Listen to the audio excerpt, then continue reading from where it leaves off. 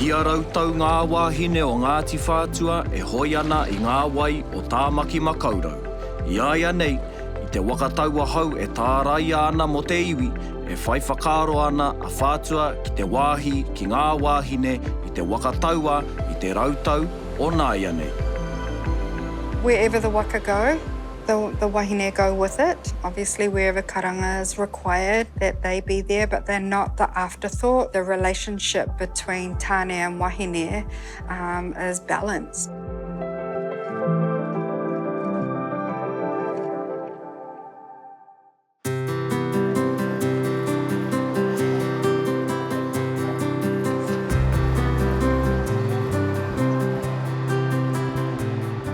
Me he kāinga te moana kia dona tamariki rawa ko tana mahanga, ko moana he tokatū moana no te ao wakaama i Aotearoa. Nā rāua te karapu hākinakina o ōkahu i whakatū i ngā tau iwa te kau.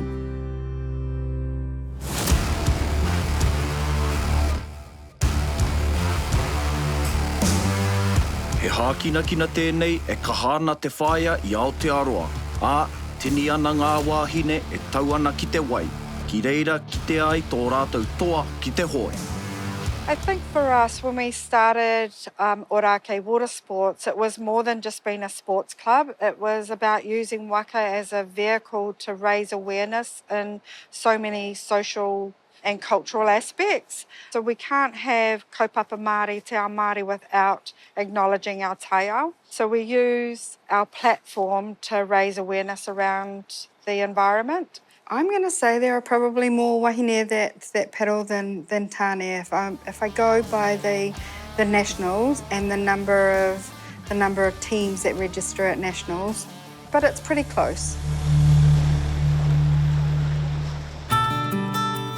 He hononga pūmau tō ngā wāhine o Ngāti Whātua o Rākei ki te moana. He oi, ko te wakataua, o tirā, ko te momo e tārai ana mo te iwi, he wakapakanga, me te aha, ki hai te wahine i whakaingia i mua. Tāne would have been out in the waka, but I think in terms of the wahine's role would have been actually looking after the whānau back home. Yes, when our men went to war on the wakataua, we had waka tangata, which is where women can go. And of course, they had to go out and gather food, do the fishing, you know, get the kai to feed the families. It's very male top heavy, just from the onlook of things, if you're not aware of what happens behind the scenes. As I just kept thinking, gosh, there's a whole lot of men. Whereas the place for wahine, well, the place for us was preparing the adornments, and not just for the waka, but preparing things for the kaihoe, for the men that are going to paddle that waka. Ahakoa, kaore te wāhine e hoi te wakataua hou, he wāhine tonu I whai wāhi ki te tono kia tāraia mai ia. With Māhuhu being off the water for so long, you know, we came to the realisation that it was time to basically put him to sleep and let's commission a new wakataua. Okay. I want to get as much as I can get.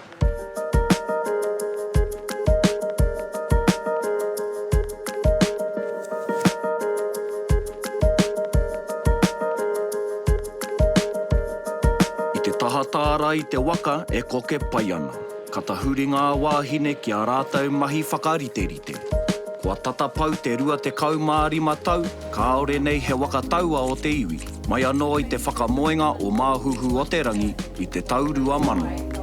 Kāti, he wā whakarau ora tēnei, e ako ai ngā kairaranga mo te taha whakarākei I te wakataua. We have leaders such as Baronia Scott, who was one of our kairaranga here for the marae, Ngāti Whātua Rākei. That looks awesome. As an experienced weaver, she's been able to help lead and guide our kairaranga and our wahine through this process of whakarākei I te waka, to dress the waka and adorn the waka with all of these beautiful feathers and the whatu and the harakeke of the kāinga. What we've done is just Googled, had a look at pictures, kōrero, asked people what they know, and we've just go with what we've seen and spoken about. Okay, you're going to end up with blue hands. I ngā kairaranga e whakapau kahana, pupu ana te wairua hiamo I te marae.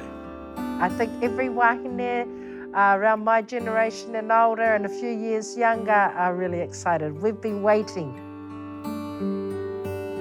The prominent ones that you see are the karu, the eyes, that require raukura, feathers, could be albatross feathers, generally a moana bird feather, that adorn the karu, that go at the front of the waka.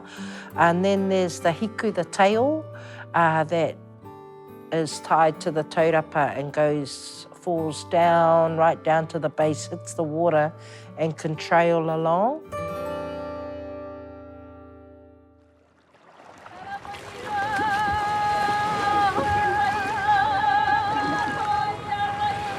Hei te whakarewanga, mā ngā wāhine hoki, ngā karanga e tuku.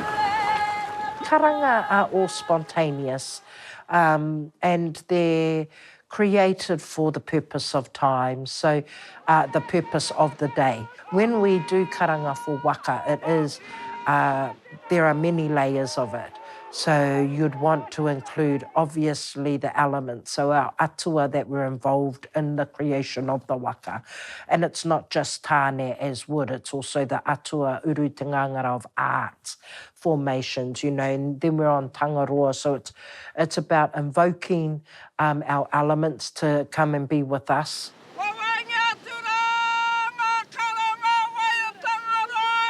We also acknowledge those that are no longer with us, that have been on a journey of waka taua for us or have held that position in the past, and always acknowledging those that have gone, that have paved the way. Ia nei, e whai whakaro ana ngā wāhine o Ngāti Whātua ki tō rātau āpōpō ki ngā wai o Waitemata. He waka hou anō e waihangahia ana e te iwi. He waka tangata mō te wahine nahe. Our plan is to ensure that our women play an important part as our mana moana. And the only way we can do that is to commission another waka. So we wanted to get this waka done and give it the time and the grace to have it carved beautifully. And then once we have them, then we will go back and commission a waka tangata and have that ready for our women, so our women can go out. So happy to have a waka tangata. I suppose it comes with be careful what you ask for, wāhine, because that means, you know, that means we've got to get out there and do the do. We've got to be fit, we've got to be able to maintain that stroke.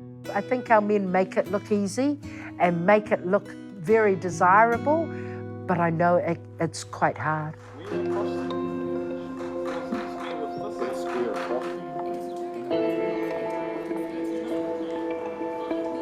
Huri te ao, huri ngā tikanga. Me te aha, kua tīmata ngā kōrero mo te āhua e tāia ai tā te wahine hoi I te waka taua a tōna wā.